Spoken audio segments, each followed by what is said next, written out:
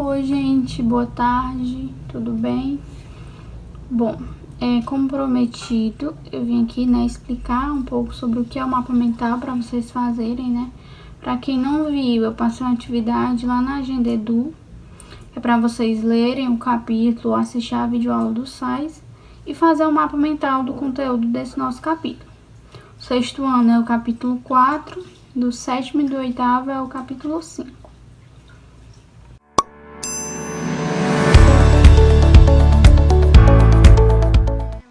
Está se perguntando o que é o mapa mental, né?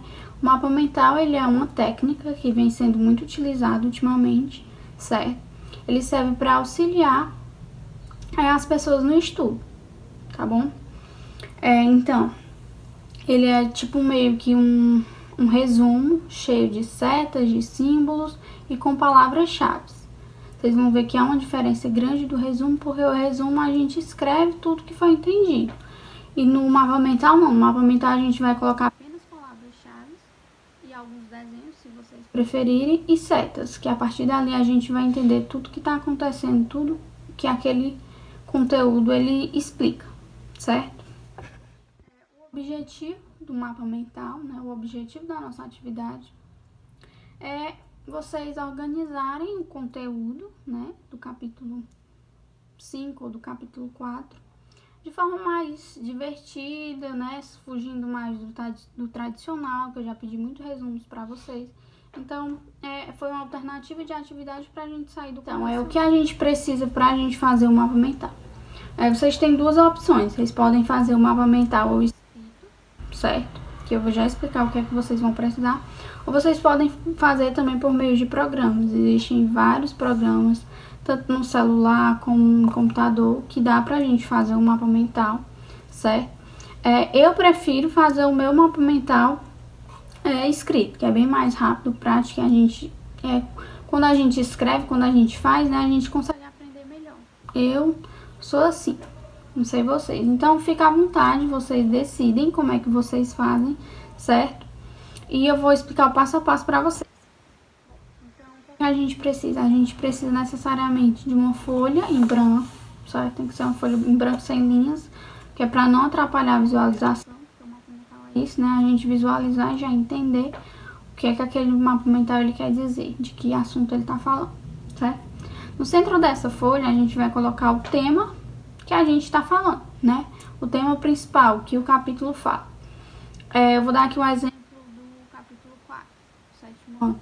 A gente estava estudando sobre máquinas térmicas, né, no desenvolvimento da economia. Então, qual é o assunto? Qual é o tema do capítulo? Máquinas térmicas, né?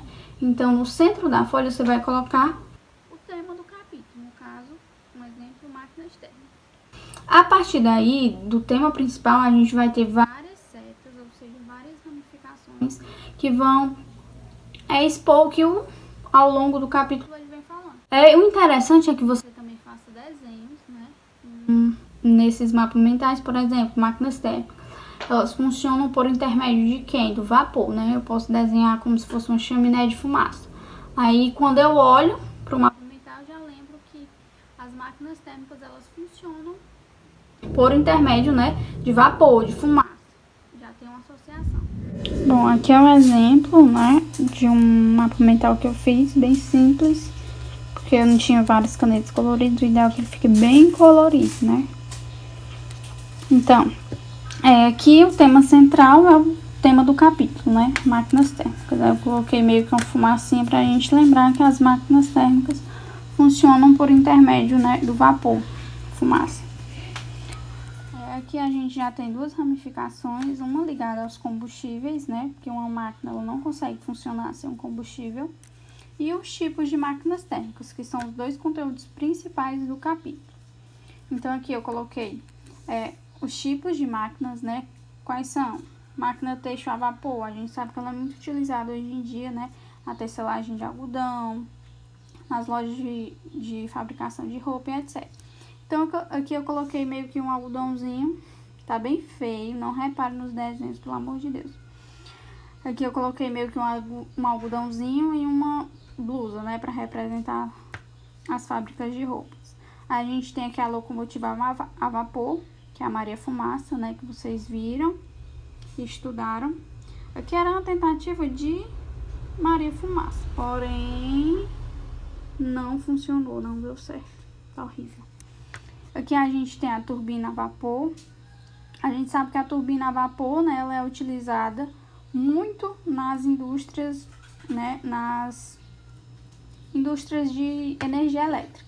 Então eu coloquei aqui meio que um raiozinho representando a energia elétrica, que é quando eu lembrar de turbina a vapor, a gente sabe que ela tá sempre ligada às usinas, né, hidrelétricas, um exemplo. Aqui eu coloquei o motor a gasolina e a diesel, que é outro tipo de máquina térmica. Coloquei aqui, né, um carro, que é onde a gente vai encontrar esse tipo de máquina. Aí aqui a outra ramificação, a gente tem os combustíveis, né? A gente tem os renováveis e os não renováveis. Os renováveis eu coloquei a setinha, né, de reciclagem, que ele se renova. Sabe que os combustíveis renováveis, eles podem acabar, né? Senão, se a gente não utilizar de forma adequada. Aqui eu coloquei os não renováveis, né? Coloquei um sinalzinho de alerta, porque a gente sabe que a gente tem uma quantidade limitada desse tipo de combustível. Então, a gente tem que ter consciência ao usar. Então, aqui, principal tipo de combustível renovável, a gente tem os biocombustíveis, né?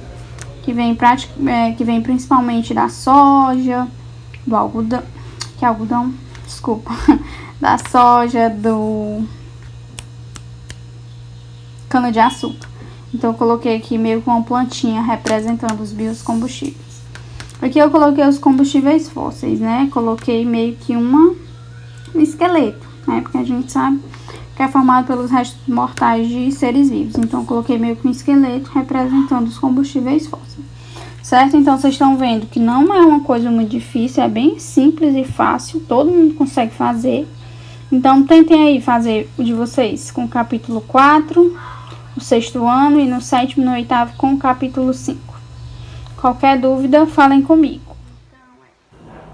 O mapa mental, ele é um complemento, certo? O mapa mental, ele é um complemento, certo? Então, ele não substitui os estudos, obviamente. Você tem que estudar. Para você conseguir fazer o mapa mental, você tem que estar a par daquele conteúdo. Então, vocês têm que estudar antes para depois fazer o mapa mental, certo? Então, ele deve ser associado a outras técnicas também, como resumo, fechamento e etc. Espero que vocês tentem fazer esse mapa mental para ver se vocês conseguiram se sair bem.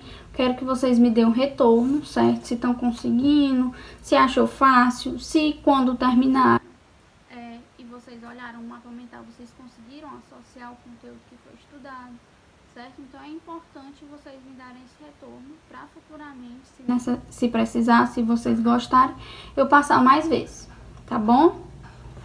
Então um beijo, certo? Fiquem com Deus. Qualquer coisa, falem comigo no WhatsApp. E tchau.